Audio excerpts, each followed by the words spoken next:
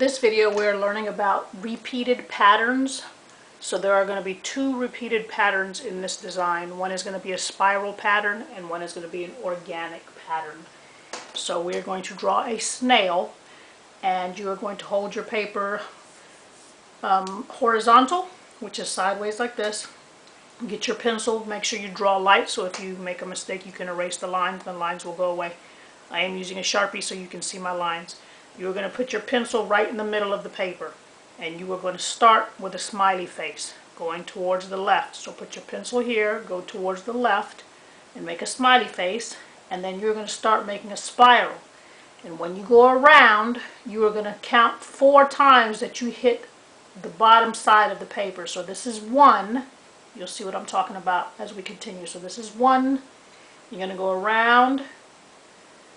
Here comes 2, because I'm reaching the bottom. Go around. 3. And you do it one more time. Go around. This makes 4. So that's 1, 2, 3, 4 times I hit the bottom. And then once I go back around, I'm not going to go to the bottom again, but I'm going to go around and I'm going to go out just a little bit. Stop and then go in. Okay? That is the shell of the snail.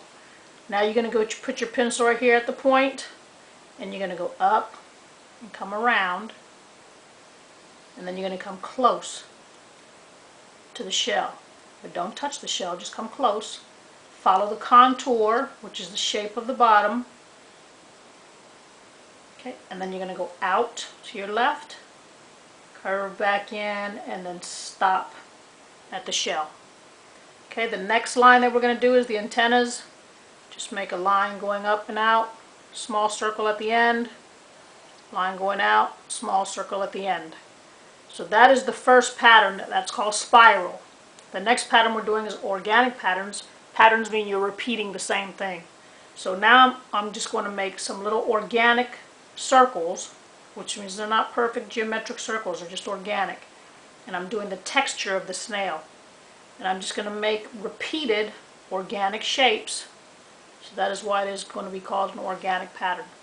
Okay, there's your snail, using lines and shapes and repeated patterns.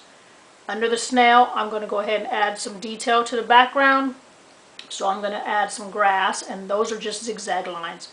So I'm going to put my pencil at the bottom of the snail, and I'm going to go out and in and just make different shapes of organic zigzag lines.